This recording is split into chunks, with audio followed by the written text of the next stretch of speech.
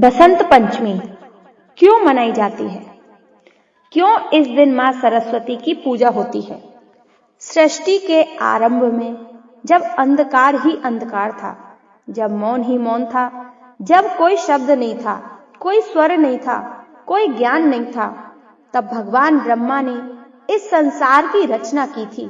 लेकिन क्या आप जानते हैं कि उस समय यह संसार कितना निर्जीव, कितना नीरस, कितना उदास था। आज मैं आपको ये वह कहानी सुनाने जा रही हूँ जो शायद आपने पहले कभी इस तरह नहीं सुनी होगी। यह कहानी है मां सरस्वती के अवतरण की। यह कहानी है बसंत पंचमी के महत्व की। यह कहानी है उस दिन की जब इस धरती पर पहली बार ज्ञान का प्रकाश फैला था। नमस्कार प्यारे दोस्तों, मैं आज आपका स्वागत करती हूँ आपके अपने आरव शर्मा YouTube चैनल पर। जब ब्रह्मा जी ने सृष्टि की रचना की तो उन्होंने सोचा था कि वे एक अद्भुत संसार बनाएंगे। उन्होंने पर्वत बनाए, नदियां बनाई, वृक्ष बनाए, पशु पक्षी बनाए और अंत में मनुष्य की रचना की। लेकिन जब उन्होंने अपनी रचना को देखा तो उनका हृदय भारी हो गया। क्यों? क्योंकि उनकी रचना में कुछ कमी थी, कुछ ऐसा जो इस सृष्टि को पूर्ण नहीं बना पा रहा था। पर्वत थे लेकिन उनकी गूंज नहीं थी, नदियां थी लेकिन उनका कलकल स्वर नहीं था, पक्षी थे लेकिन उनकी चहचहाहट नहीं थी, मनुष्य थे लेकिन वे मूर्ख थे, गूंगे थे, एक दूसरे से बात नहीं कर सकते थे। कोई भाषा नहीं थी, कोई संगीत नहीं था, कोई कला नहीं थी, कोई ज्ञान नहीं था। सब कुछ था लेकिन सब कुछ नीरस, ज्ञान नहीं था, बेजान था। ब्रह्मा जी ने देखा कि मनुष्य भटक रहे हैं, वे अपने मन की बात दूसरों तक नहीं पहुंचा सकते, वे अपनी भावनाओं को व्यक्त नहीं कर सकते। माता अपने बच्चों को प्यार करना चाहती है लेकिन कह नहीं सकती। पिता अपने पुत्र को आशीर्वाद देना चाहता है लेकिन शब्द नहीं है। प्रेमी अपनी प्रेमिका से प्रेम प्रकट करना चाहता है लेकिन भाषा नहीं है। गुरु अपने शिष्य को ज्ञान देना चाहता है लेकिन माध्यम नहीं है। ब्रह्मा जी का हृदय पीड़ा से भर गया। उन्होंने सोचा, मैंने क्या किया? मैंने तो एक अधूरी सृष्टि बना दी। यह संसार तो एक कारागार बन गया है जहाँ सब कुछ होते हुए भी कुछ नहीं है। उन्हें अपनी रचना पर ग्लानि होने लगी। वे व्याकुल हो गए, उनकी आंखों में आंसू आ गए। एक पिता की तरह जिसका बच्चा बोल नहीं सकता, वैसे ही ब्रह्मा जी का हृदय दुखी हो गया। ब्रह्मा जी अपनी पीड़ा को अधिक समय तक सहन नहीं कर सके। उन्होंने निर्णय लिया वे भगवान विष्णु के पास जाएंगे और उनसे इस समस्या का समाधान मांगेंगे। ब्रह्मा जी क्षीर सागर की ओर चल पड़े जहाँ भगवान विष्णु शयन की सैया पर विराजमान थे और माता लक्ष्मी उनके चरणों की सेवा कर रही थी। जब ब्रह्मा जी वहां पहुंचे तो उनका चेहरा उतरा हुआ था, उनकी आंखें नम थी। भगवान विष्णु ने तुरंत समझ लिया कुछ गंभीर समस्या है। उन्होंने पूछा, ब्रह्मदेव आप इतने व्याकुल क्यों हैं? क्या हुआ? ब्रह्मा जी ने रचना की लेकिन यह सृष्टि अधूरी है। इसमें प्राण तो है लेकिन स्वर नहीं है। यहाँ जीवन तो है लेकिन संगीत नहीं है। यहाँ मनुष्य तो है लेकिन भाषा नहीं है।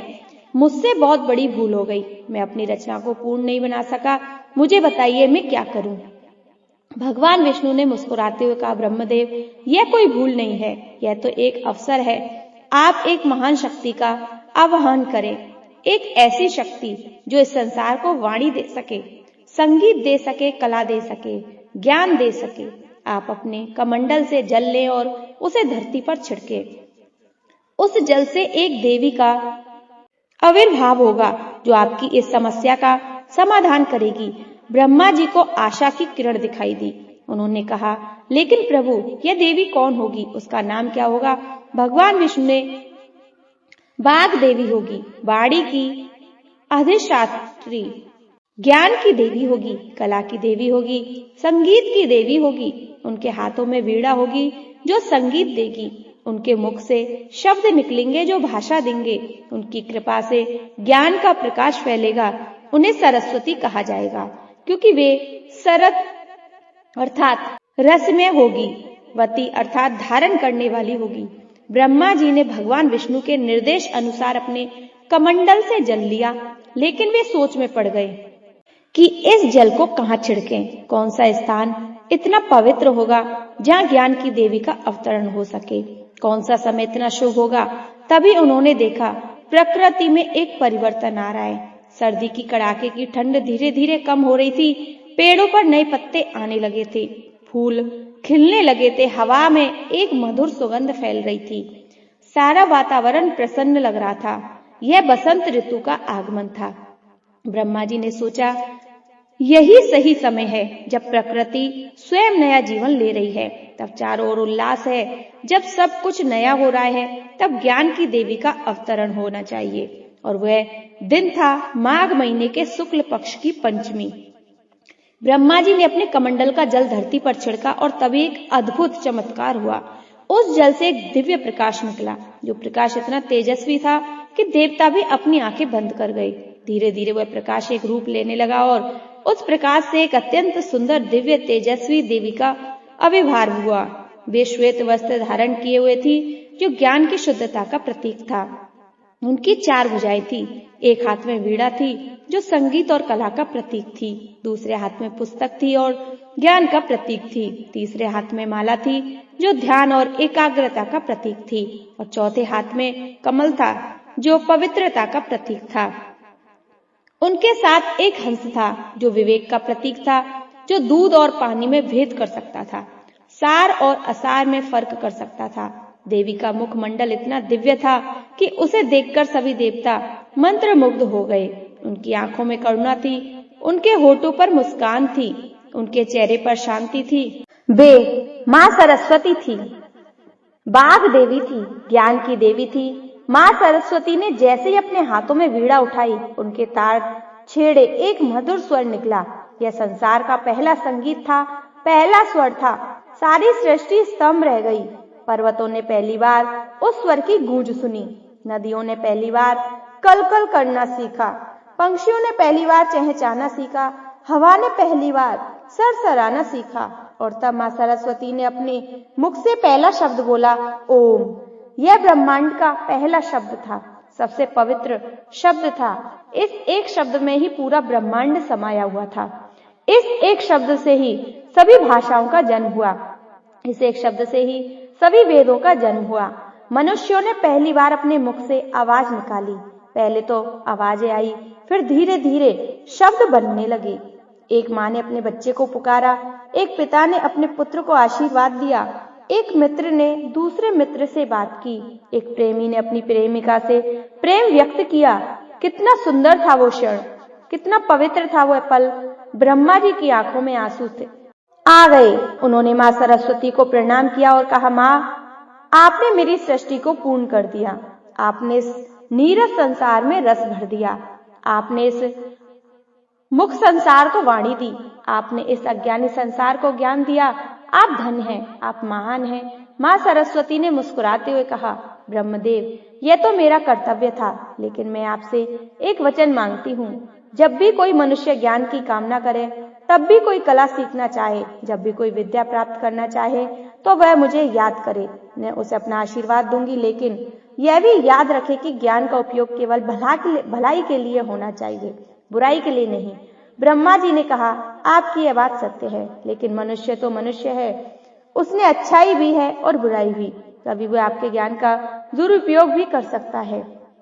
माँ सरस्वती ने गंभीरता से कहा, हाँ, यह सत्य है, इसलिए मैं केवल उन्हें ज्ञान दूंगी जिनका हृदय शुद्ध होगा, जिनकी नीयत साफ होगी। जो घमंड से भरा होगा, जो अहंकारी होगा, उसे मेरा ज्ञान नहीं मिलेगा। ज्ञान तो विनम्रता मांगता है, विवेक मांगता है, समर्पण मांगता है। अब प्रश्न उठता है, वसंत पंचमी को ही क्यों चुना गया माँ सरस्वती के अवतरण के लिए? इसके पीछे गहरा अर्थ है। वसंत ऋतु नव जीवन की ऋतु है। सर्दी की कठोरता के बाद प्रकृति फिर से जीवित हो उठती है। पेड़ों पर नए पत्ते आते हैं, फूल खिलते हैं, पक्षी चहचहाते हैं, सारा वातावरण खुशी से भर जाता है। यह ऋतु परिवर्तन की ऋतु है, नवीनीकरण की ऋतु है। ठीक उसी तरह ज्ञान भी मनुष्य को नया जीवन देता है। जब किसी अज्ञानी व्यक्ति को ज्ञान मिलता है तो उसका जीवन बदल जाता है। वह अंधकार से प्रकाश की ओर आता है, वह मूर्खता के विवेक की ओर आता है। यह एक नया जन्म है, एक नई शुरुआत है। माघ महीने की शुक्ल पक्ष की पंचमी को यह अवतरण हुआ। पंचमी का अर्थ है पांचवा दिन। पांच हमारे 5 तत्वों का प्रतीक है, पृथ्वी, जल, अग्नि, वायु, आकाश। यह पांचों तत्व मिलकर इस सृष्टि की रचना करते हैं और माँ सरस्वती ने इन पांचों तत्वों में प्राण फूंक दिए, उन्हें स्वर दिया, उन्हें ज्ञान दिया। माँ सरस्वती के अवतरण के बाद युग बीत गए। उनकी कृपा से अनेक विद्वान हुए, अनेक कवि हुए, अनेक संगीतकार हुए, लेकिन एक बार ऐसा भी हुआ जब किसी ने माँ सरस्वती के ज्ञान का घोर दुरुपयोग किया। वो था रावण। रावण महान विद्वान था। उसने चारों वेद कंठस्थ किए थे। वो संगीत में निपुण था, वो शास्त्रों का ज्ञाता था, लेकिन उसमें एक अद्भुत बड़ा दोष था, अहंकार। उसे अपने ज्ञान पर इतना घमंड था कि वह स्वयं को सबसे श्रेष्ठ मानने लगा था। वह देवताओं को भी तुच्छ समझने लगा था। एक बार रावण ने सोचा वह माँ सरस्वती को भी अपने वश में कर लेगा। उसने कठोर तपस्या की, वर्षों तक तपस्या की। माँ सरस्वती प्रसन्न हुई और उनके सामने प्रकट हुई, लेकिन जब उन्होंने रावण के मन में झांका तो उन्हें उसका अहंकार दिखाई दिया। माँ सरस्वती ने कहा, रावण, तुम महान विद्वान हो, यह सत्य है, लेकिन तुम्हारे भीतर अहंकार भी है। तुम अपने ज्ञान का दुरुपयोग कर रहे हो। तुमने अपनी विद्या से संसार का कल्याण नहीं किया, बल्कि अधर्म का मार्ग अपनाया। रावण ने अहंकार से भरकर कहा, माँ, मैं तो केवल अपना अधिकार मांग रहा हूँ। मैं इतना विद्वान हूँ, इतना ज्ञानी, फिर क्यों मुझे वह सम्मान नहीं मिलता जो मुझे मिलना चाहिए? क्यों देवता मुझसे ईर्ष्या करते हैं? माँ सरस्वती ने दुख से कहा, रावण, ज्ञान तो तुम्हारे पास है, लेकिन विवेक नहीं है। तुम्हारे पास विद्या है, लेकिन विनम्रता नहीं है। ज्ञान बिना विनम्रता के अभिशाप बन जाता है। याद रखो, जितना बड़ा ज्ञानी होगा उतनी ही बड़ी विनम्रता होनी चाहिए। जब कोई पेड़ फलों से लद जाता है तो वह झुक जाता है, लेकिन जो पेड़ खाली होता है वह अकड़ कर खड़ा रहता है। तुम खाली पेड़ हो, दिखावे से भरे हुए, लेकिन असल में खोखले।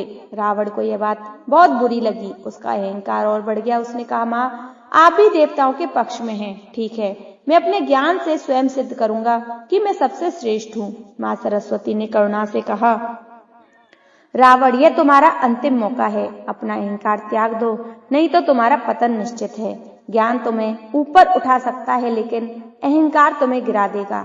लेकिन रावण नहीं माना। उसने माँ सरस्वती का यह आशीर्वाद अस्वीकार कर दिया और हम सब जानते हैं कि रावण का क्या अंत हुआ।